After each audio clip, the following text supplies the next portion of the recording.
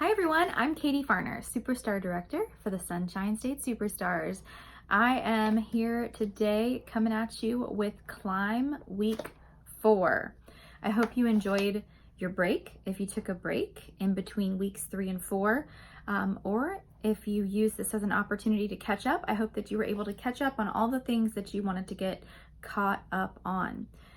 Myself and some of our Climb students and my fellow Climb leader, Morgan McGee, were actually in Marco Island on our Sensi incentive trip, which is why we chose to take a break for in between week 3 and week 4.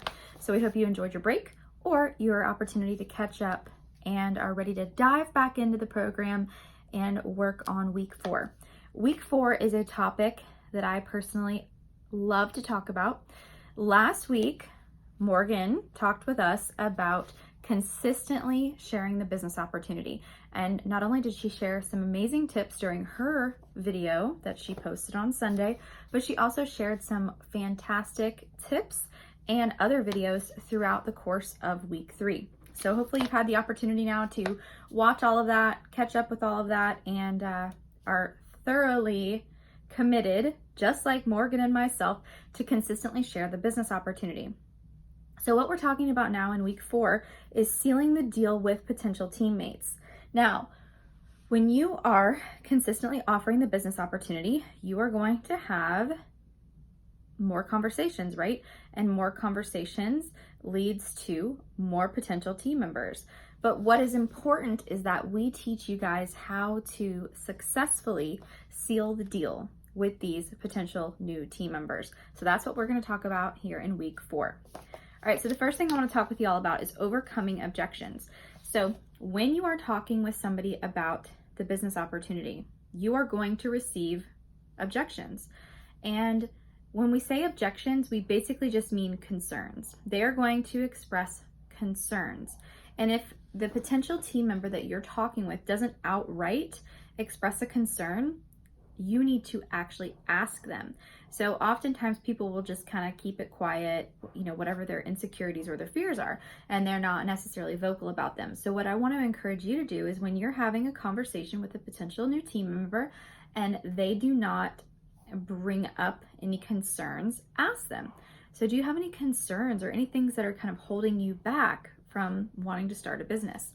And that is a very direct question that is going to get you the answer that you need. If you don't know what their objections are, you cannot help them to overcome the objection. And if they just suffer in silence with dwelling on their objection, you're not going to be there to help them overcome that and then start a business and find success. So when you ask them this question or when they address their own objection with you, it's important that you listen. Listening is one of the most important things that we as a good recruiter and even a good mentor, sponsor, need to be doing. So when you are having this conversation, listen to what they're telling you. Let them complete their thought. Let them complete their statement. Don't interrupt them. So if somebody's like, oh, well, I just don't feel like I'm a good salesperson, and you just go, ha! And you jump on them and you no, I think it is. Don't do that. Let them fully express themselves. And you might find that what they're actually saying, what they're saying right off the bat doesn't necessarily match what ends up coming out. They might say, well, I don't think I'm a good salesperson. But then as they continue to talk, you find out that it's not necessarily that they don't think they're a good salesperson, but it's more so that they feel like they don't know anybody to sell to. You know what I mean? That's just one example. But so often, if you let them kind of talk and walk through it with you, you'll hear more details that help you help them. So once you're sure that they have expressed themselves fully and explained what their objection is, then it's your turn to validate that concern and offer solutions. So validate it. If they were to say to you, well, I just recently moved this area, so I don't really know anybody. That's a super common one, right? So if they were to say something like that, you would say, oh, I totally understand that. Moving to a new town, you might feel like, oh gosh, who's going to do parties with me and stuff like that. But honestly, when you are getting started in your business, That truly is just where we get you started. But as your sponsor, I'm going to teach you how to grow beyond the people that you know. And the people that you know that might live in your old hometown, they can still support you. And I can teach you how to do a successful online launch of your business. Bam, something like that, right? Wouldn't that, something along those lines, wouldn't that make you feel confident? Not only did I validate her concerns, but then I offered a solution. So that is our job, validate and offer a solution. If somebody were to say, oh, I don't feel like I'm a good salesperson, I totally get that. I don't get that salesy vibe from you, and I don't want you to be a salesman. I don't want you to have that, car salesman type vibe, right? I just want you to share your passion for the products that you're using with people. That's what I do. That's just a couple of examples off the cuff. All right. So to overcome objections, you need to validate them and then offer them solutions for that objection. Okay. So let's talk about excuse busting. So when it comes to sealing the deal with a potential new recruit, they're often going to have excuses, right? Like, oh, well, I can't join because of such and such. And, oh, well, we don't have the money, blah, blah, blah. A lot of times the excuses and the objections are kind of like the same thing. But I wanted to separate it because oftentimes excuses can be money related.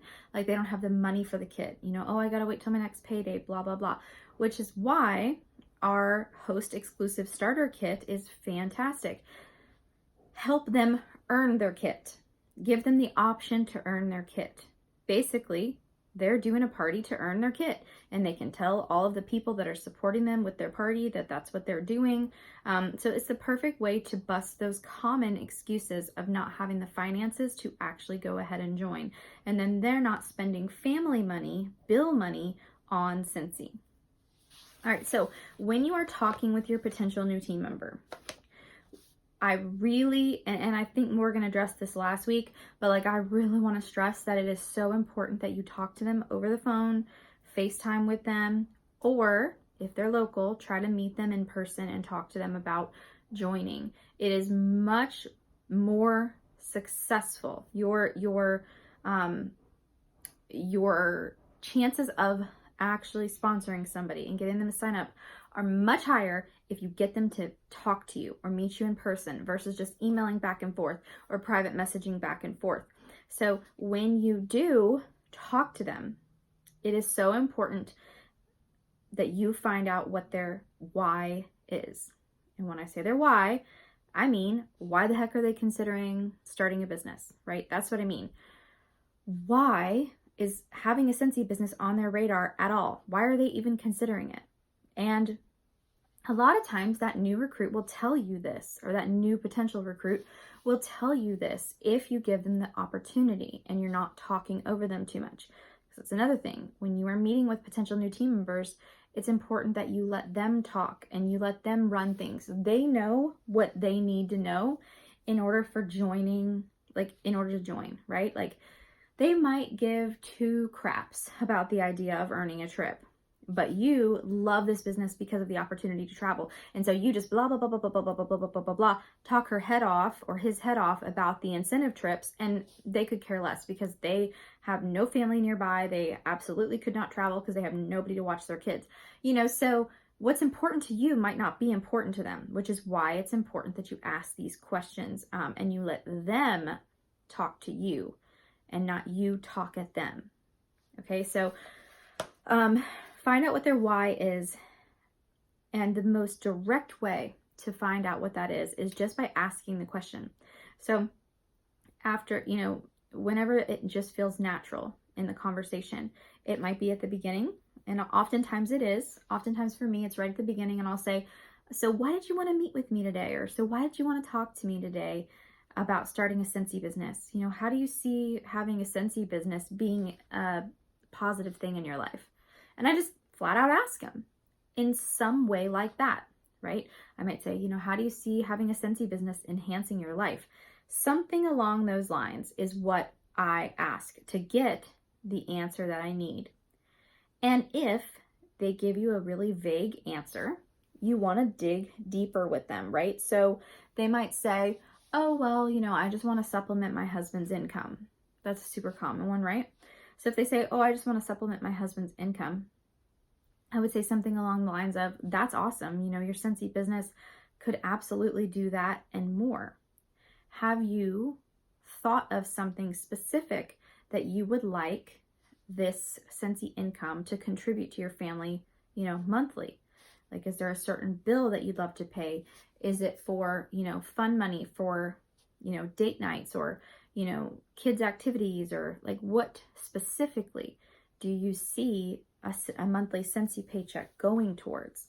And remember, what you are putting out there is kind of like the standard that you're setting. So when you're talking with this potential team member, always talk about a consistent monthly paycheck, right? They're not joining Scentsy because they want to get paid once every 4 months because they're doing the bare minimum to remain active, right? That's not why they're joining. Of course they would like a monthly paycheck. So set that kind of standard high from the very beginning by talking about a monthly paycheck.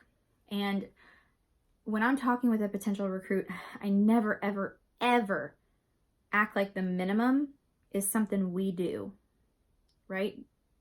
So I explain what the minimum is, but I never would say a sentence like, well, oh, it's really so easy to sell it. You only have to sell, $200 once every quarter.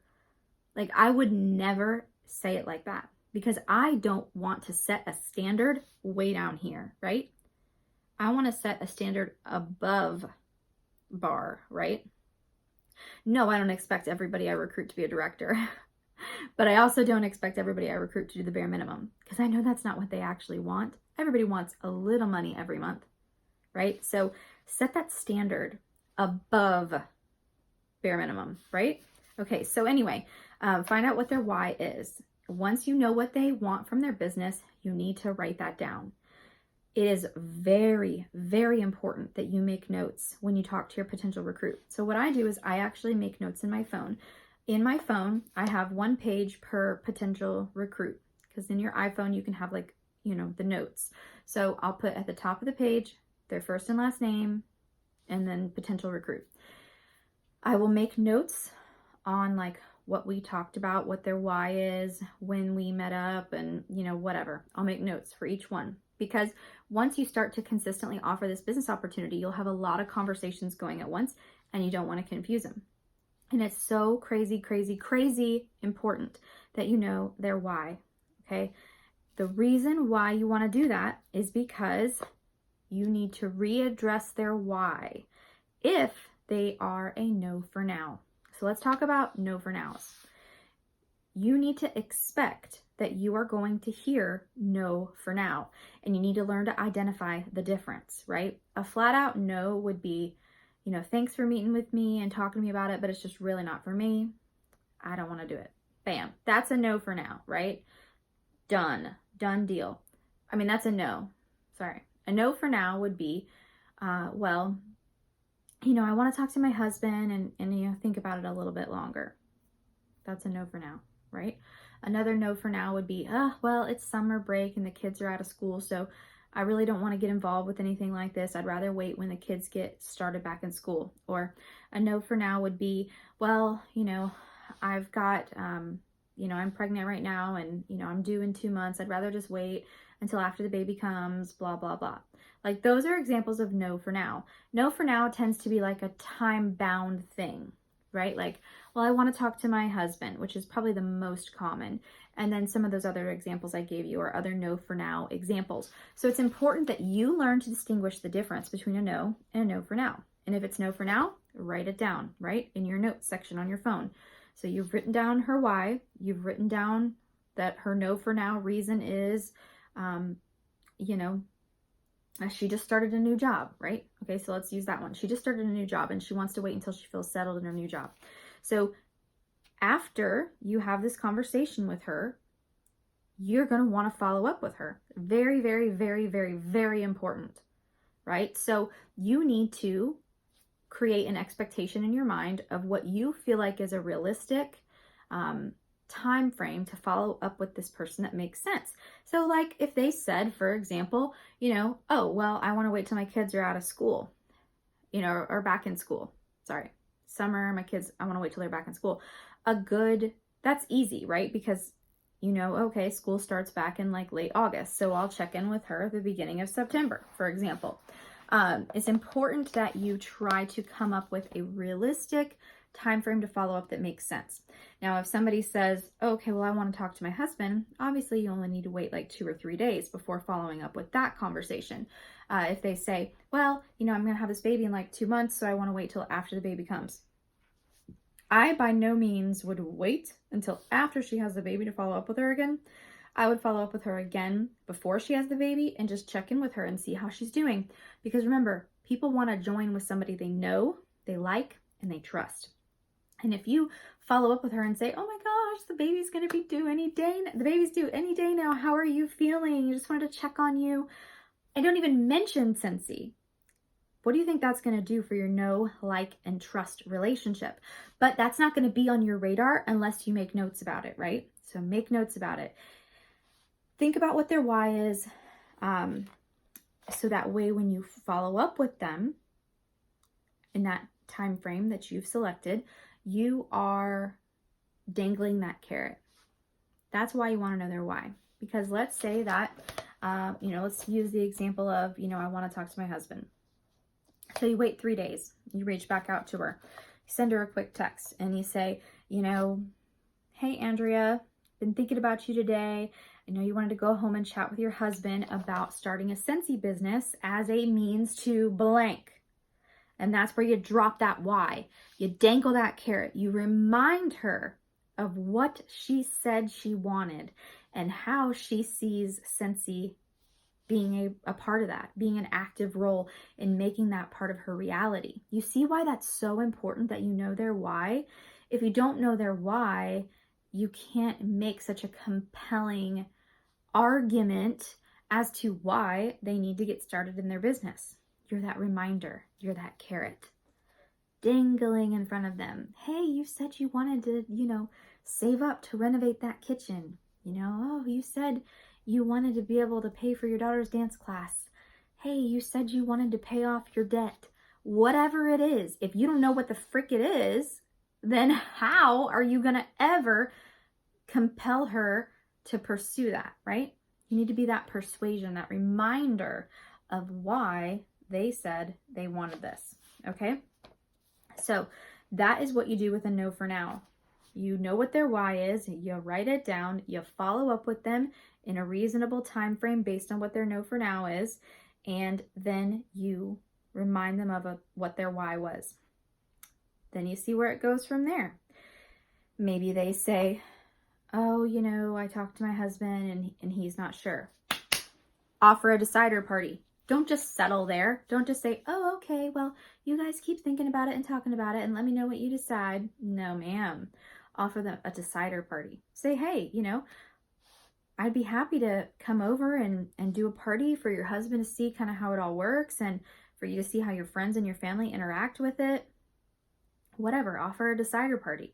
If that doesn't seem to be helpful, you could say, well, I'd be happy to meet with you and your husband and answer any questions that your husband might have. You could offer that if they're saying, she talked to her husband and she's still on the fence about it. Always offer a decider party when somebody is on the fence or their spouse is on the fence.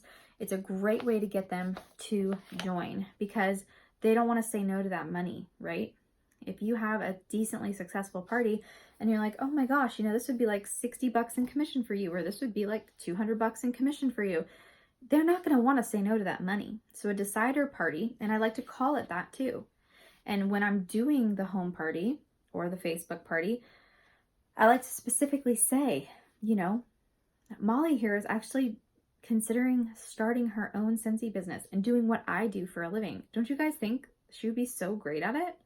Look how much she loves these products, so you always want to express that and explain that at the party or during the party that your hostess is considering starting a business.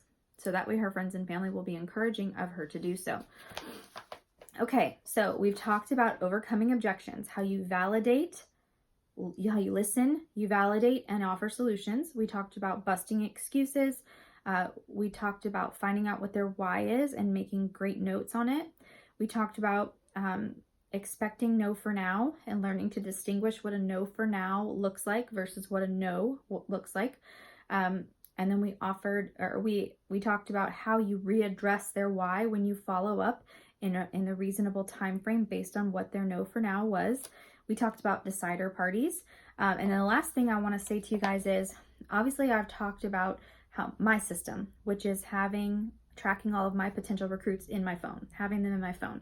That's the way I like to do it, but that doesn't mean that's how you have to do it. If you want to do like a notebook and have a notebook, if you want to have an Excel spreadsheet, whatever you want to do that works for you. I like the phone because then I can discreetly take notes while we're meeting in person, or I could even tell them, oh, I just wanted to jot down a few of the things you said, so I, pulled up my notes section. I like the phone, but do whatever works for you, because that's the thing. Like, you just need a system in place to track these potential new team members, what their why is, what their no for now is, when you're going to follow up with them again.